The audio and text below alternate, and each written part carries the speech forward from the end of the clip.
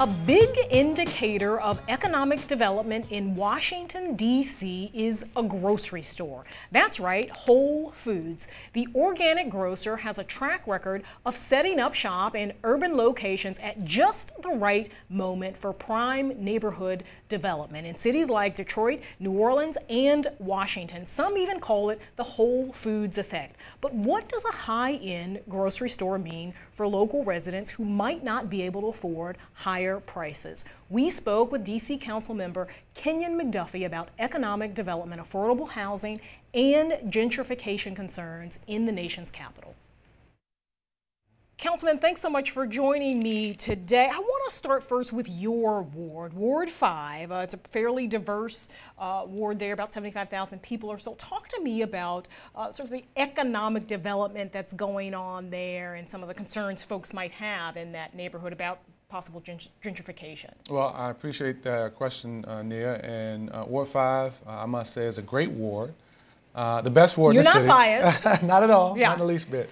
But it's a wonderful ward, and it is a very diverse ward in terms of its racial makeup, nationalities, ethnicity, from the housing stock that we have. Right. And we've seen over the last couple of years an increase in economic development, which is a good thing. Yeah. We've seen increased amenities along some of the corridors around Rhode Island Avenue, North Capitol Street, Bladensburg Road, and those are the areas where I've really focused a lot of my efforts since taking office a year and a half ago. We've got more residents that are moving into the ward. Obviously, when you've got 1,100 new residents moving into the city per month, with 40,000 having moved to the city over the last 3 years, we've seen an influx in people. And so we've worked really hard to try to increase economic development, because what does that bring? It brings job opportunities. It brings even more amenities to a lot of the residents who have since moved into Ward 5. It also possibly means an increase in rent, right? If you've got these increased amenities, doesn't it make possibly housing less affordable? You are precisely right. And that's one of the major concerns that we've seen in Ward 5 and across the city. It's probably not a day that goes by if I'm in a ward where I don't hear people raise concerns about the price of housing in the District of Columbia in general, but in Ward 5 in particular, which is why I focus a lot of my efforts. I've introduced legislation to really try to enhance the transparency around affordable housing so that people know what it means when you say affordable housing, because it's sort of a loaded term. What does it mean? Well, I mean, it means different things to different people. In the District of Columbia, we measure affordability using the area median income. And it's a rating that I think sort of throws people off, because we are not Tyson's Corner in the District of Columbia. We're not Montgomery County, and when you measure affordability based on those outlying suburbs, it tends to make things go up higher than it really is in the district. And so the bill that I introduced is called the Truth and Affordability Bill, which would essentially measure housing affordability not simply based on AMI, which we're required to do because a lot of our affordable housing money comes from the Department of Housing and Urban Development on the federal side. Right. But I've asked the CFO and others in the District of Columbia to also indicate what the DC median family income is, so that people who want to access affordable housing have a truer sense of how much it costs to live somewhere in the District of Columbia. So one of the things that's happening in D.C., Whole Foods opening up 2 stores here. We already have 4. That'll bring the total to 6. I think one of the nicknames of Whole Foods, I will say I don't go to Whole Foods, I can't really afford it, but apparently one of the nicknames from people I know who shop there is Whole Paycheck. Whole Paycheck. What's your sense about Whole Foods and whether or not it's a good fit economically for the folks that live here in D.C.? It's an interesting question. I'm interested in what you just said, that you don't go to Whole Foods. You might not be surprised, since you don't go to Whole Foods, that I've never been to Whole Foods.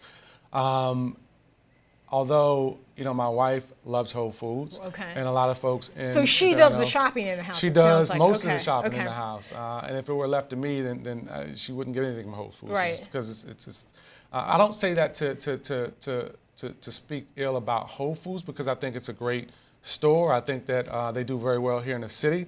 And there are a lot of residents in Ward 5 who would readily welcome a Whole Foods into the ward. The concern, though, is the incomes. And when they sort of are assessing and make their decisions, they're looking at density, they're looking at median incomes. And while the city has a median income of about $89,000, there are a lot of neighborhoods in my ward in particular who wouldn't see Whole Foods as attractive. We've got parts of the wards, as diverse as Ward 5 is, neighborhoods like Bloomingdale, Brookland, Woodridge, where we have higher incomes. But we also have neighborhoods like Edgewood, Brentwood, and Trinidad, and Langston Carver Terrace.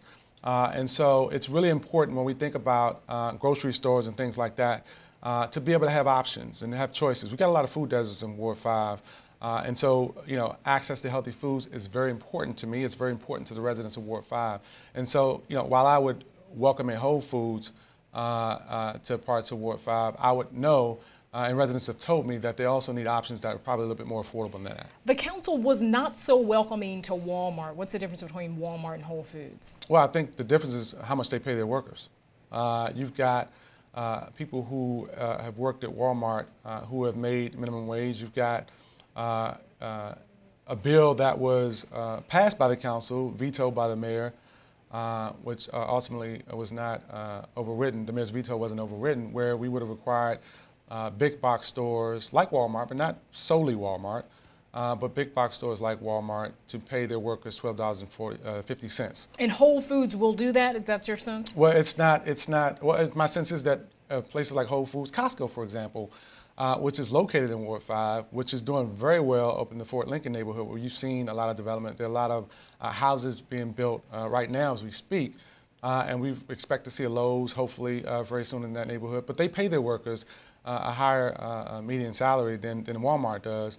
And you see at Costco, all you have to do is look at the name badges when you go in there, and you see how long these workers have been in the store. They have lower turnover rates than Walmart has, and they really have demonstrated, I think, a willingness to work with their workers and to make sure that the workers there are making a living wage, a family-sustaining wage. And that's important in the District of Columbia, an area where you see housing prices going up, where you see the cost of living going up. And residents, again, have told me any number of times that D.C. is becoming increasingly unaffordable to live.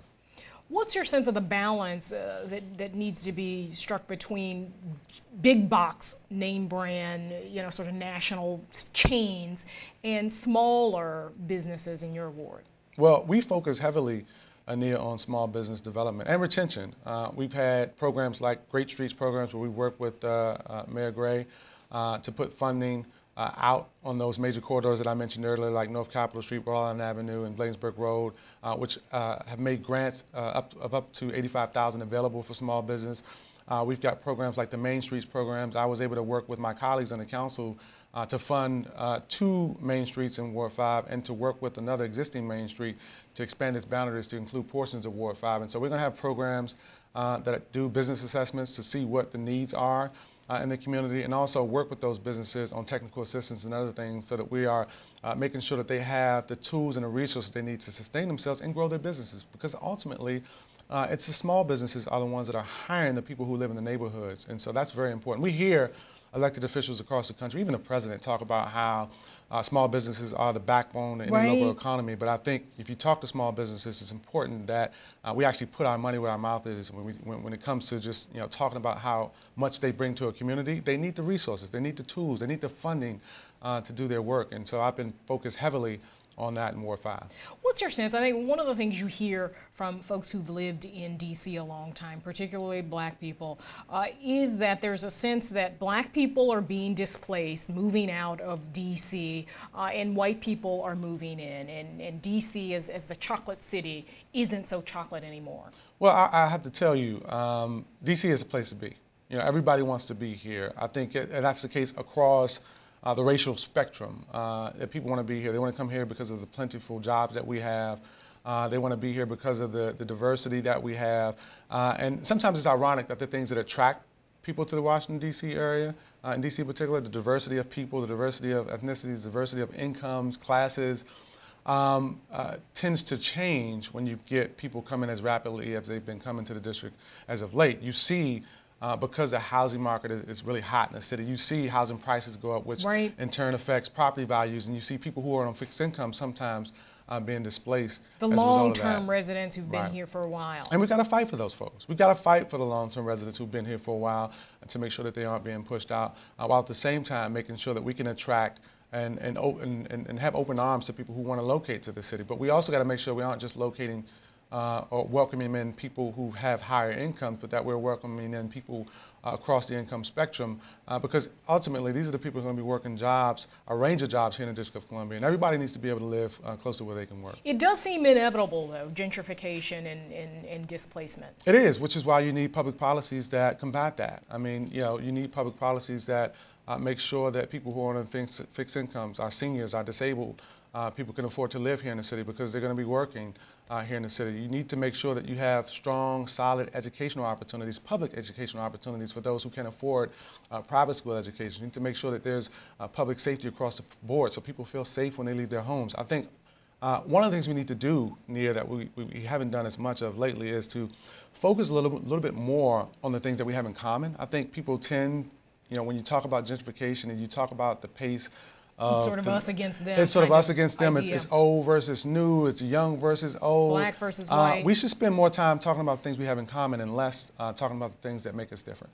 Kenyan McDuffie, thank you so much for being here today. Good luck on your race. Thank you for having me, Nia. I really appreciate it.